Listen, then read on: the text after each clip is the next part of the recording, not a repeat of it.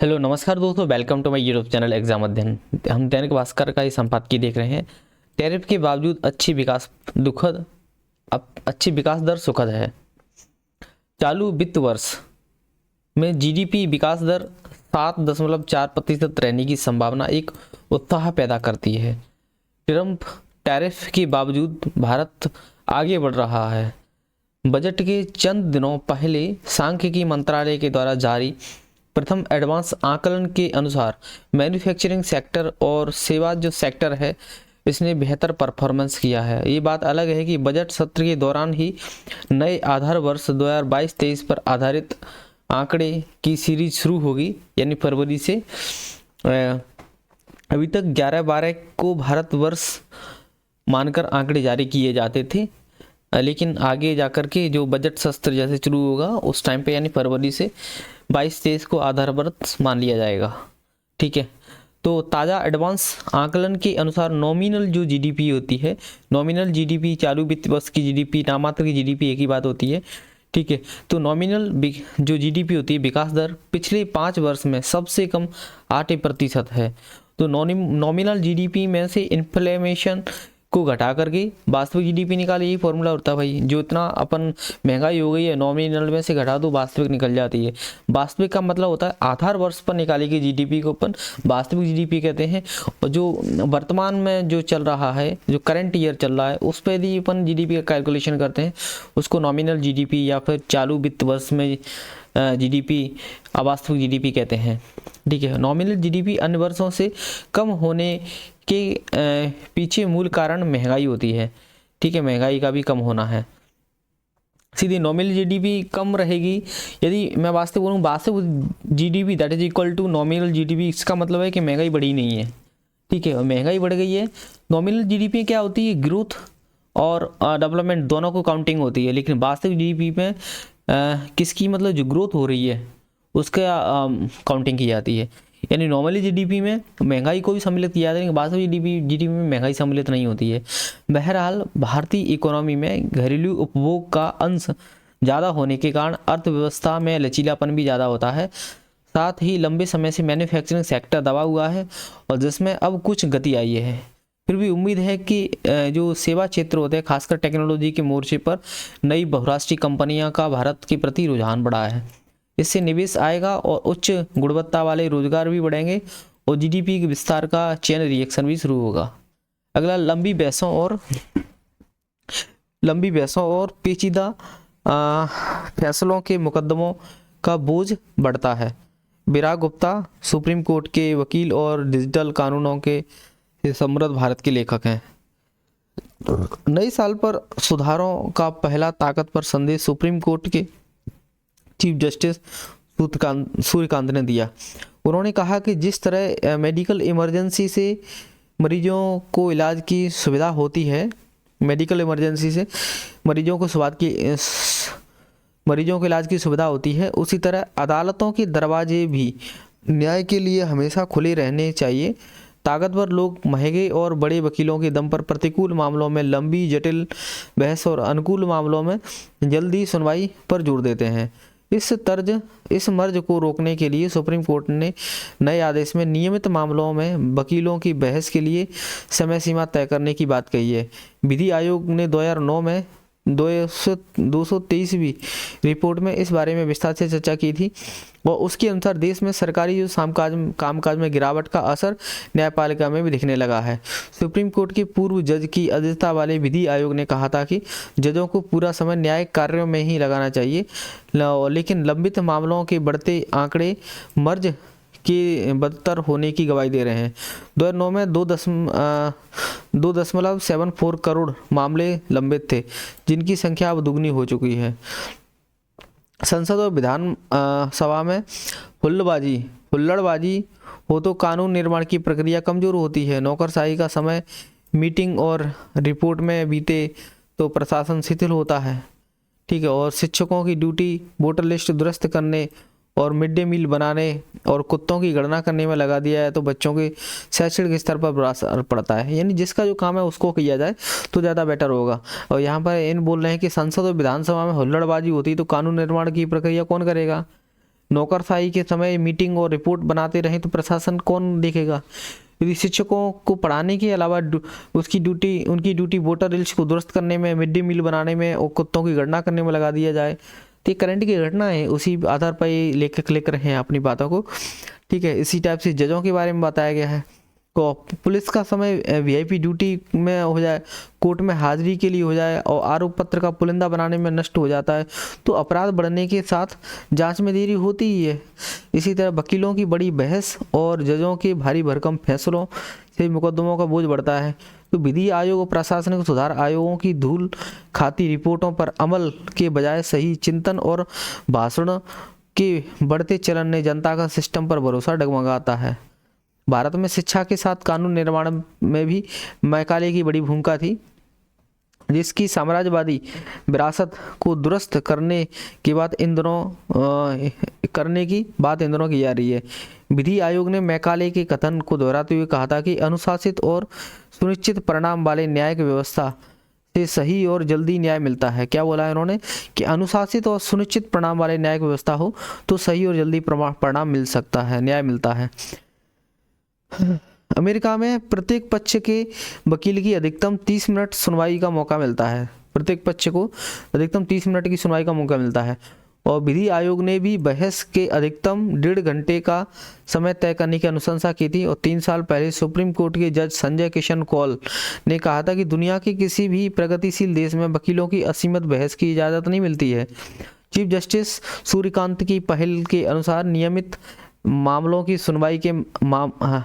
सुनवाई के पहले अधिकतम 5 पेज का संक्षिप्त नोट और बहस की समय सीमा सुनिश्चित करना जरूरी है। किंतु आवारा कुत्तों के मामले में सुनवाई के दौरान जब वकीलों ने बहस की समय सीमा तय करने की बात की तो 3 जजों की पीठ ने उसे नकार दिया था।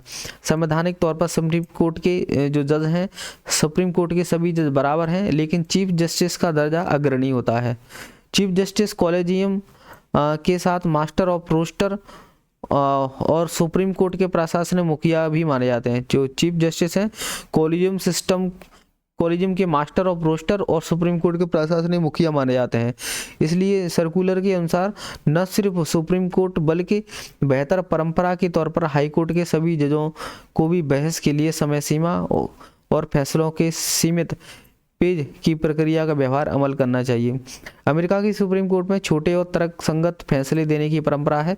भारत में केशवानंद भारती में 1973 में 700 पेज और 2018 में आधार कानून के मामले में 1448 पेज और 2019 में अयोध्या के मामले 1045 पेज का फैसला आया था।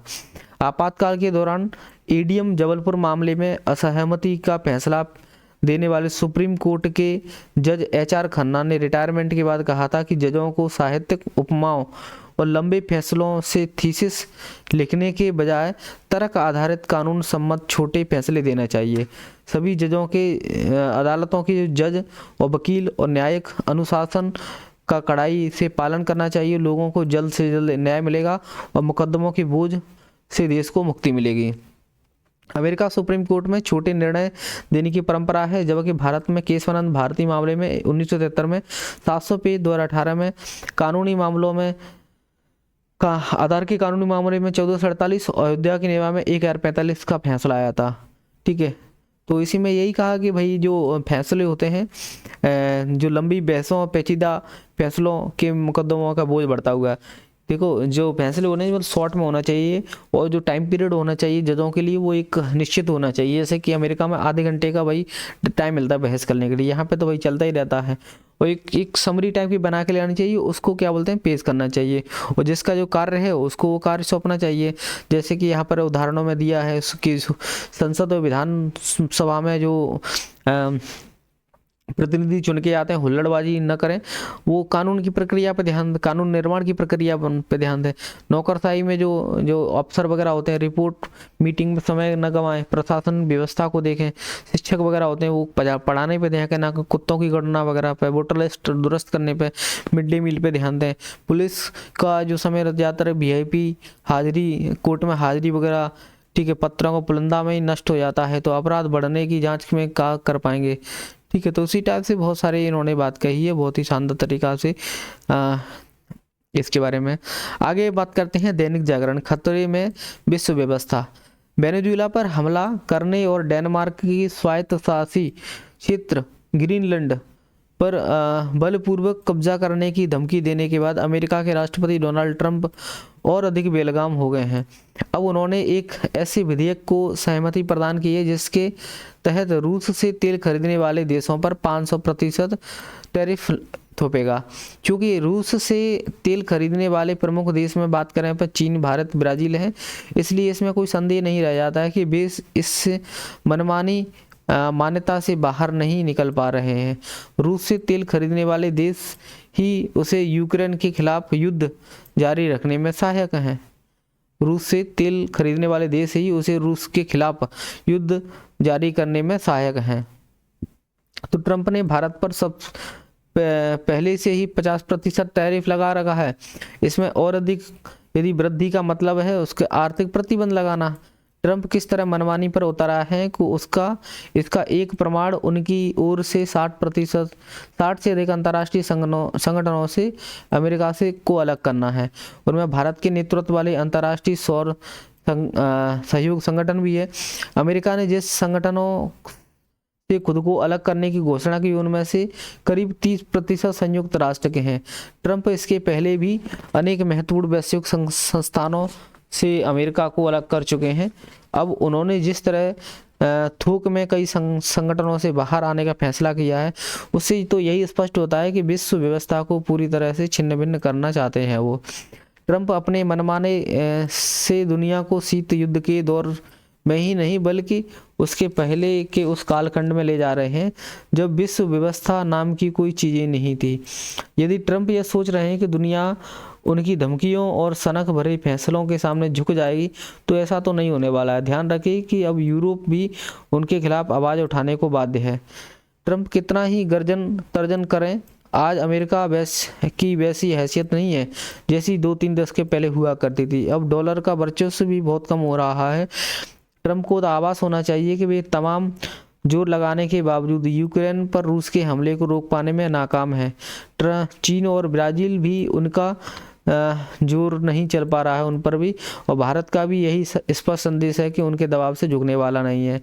इसके कारण से ट्रंप की भारत के प्रति बौखलाहट बढ़ती जा रही है और आने वाले दिनों में भारत अमेरिका संबंध और अधिक खराब हो सकते हैं।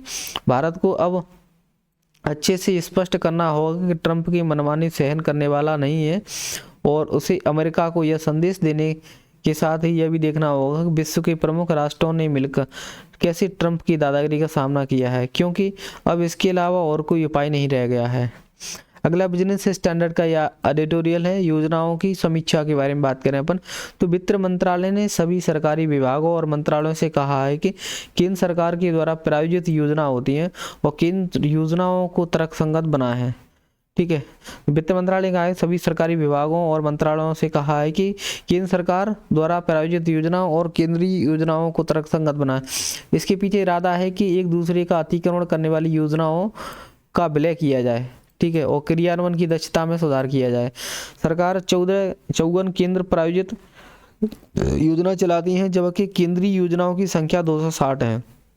योजनाओं के लाभ पर जहां विवाद हो सकता है वहीं यह कहना उचित होगा कि केंद्र सरकार कुछ ज़्यादा ही योजनाओं का संचालन करती है जिससे ज़्यादा शायद नतीजे प्रभावित होते हैं। ऐसे में योजनाओं को जारी रखने के लिए समय समय पर समीक्षा भी आवश्यक है। 2016 में बजट में की गई घोषणाओं के मुताबिक योजनाओं को वित्त आयोग के चक्र के साथ सुसंगत किया जाए। इसके लिए योजनाओं की समय समय पर समीक्षा भी जरूरी है, क्योंकि यह अभ्यास भी किया जा रहा है कि इसलिए कि सरकार विशेषकर वित्त मंत्रालय को प्रत्येक योजनाओं की सावधानीपूर्वक जांच करने की सलाह दी जाए।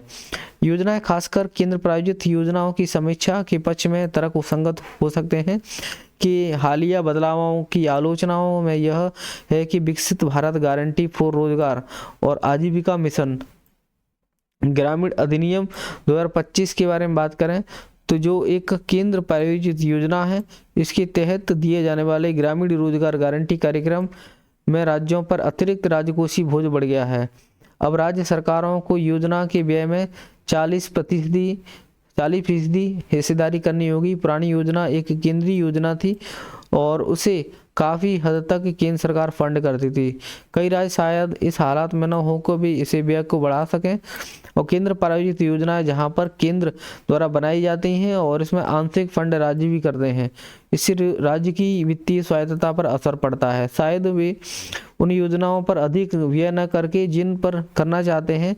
इस बात को रिजर्व बैंक ने भी राज्यों को वित्त संबंध के अध्ययन पर ध्यान जाहिर किया था, और दिसंबर 24 में रिजर्व बैंक के अध्ययन में भी कहा गया कि बहुत ज़्यादा केंद्रीय योजनाएं राज्य सरकारों के व्यय के लचीलेपन को समाप्त करती हैं, सहकारी राजकोषीय संघवाद की भावना को क्षति भी पहुंचाती है। इस प्रकार केंद्र प्रायोजित योजनाओं को तर्कसंगत बनाना संघ और राज्य दोनों स्तरों पर वित्तीय गुंजाइश को संभावित रूप से सुधार सकता है, जिससे समग्र व्यय दक्षता बढ़ सकती है।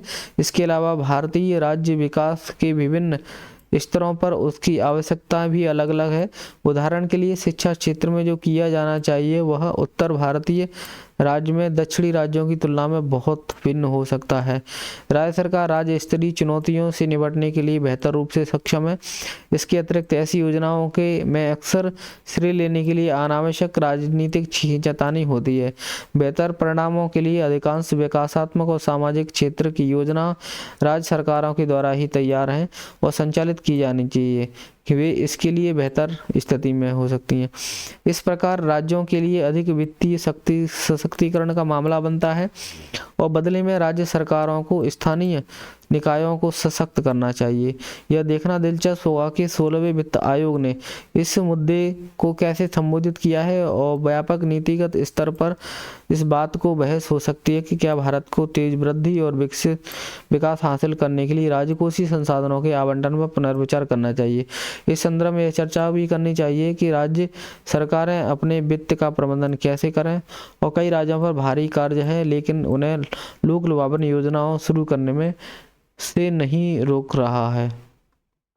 तो अपने ये तो योजनाओं की समीक्षा के संबंध में एडिटोरियल पढ़ा था। ये वाला खतरे में विश्व व्यवस्था, ये ट्रम्प की धमकी वगैरह है, 500% का टैरिफ लगा दिया है, ठीक है। और इससे संबंध पहले ही मतलब जो देखा था कि लंबी बहसों का पेचीदा मुकाबला, और इससे पहले टैरिफ के बावजूद भारत की जो विकास सुखद बता रहा है, जो जीडीपी चालू वित्त वर्ष जीडीपी 7.7% 7.4% रहने का उत्साह पैदा करती है। तो थैंक यू, जय हिंद, जय भारत।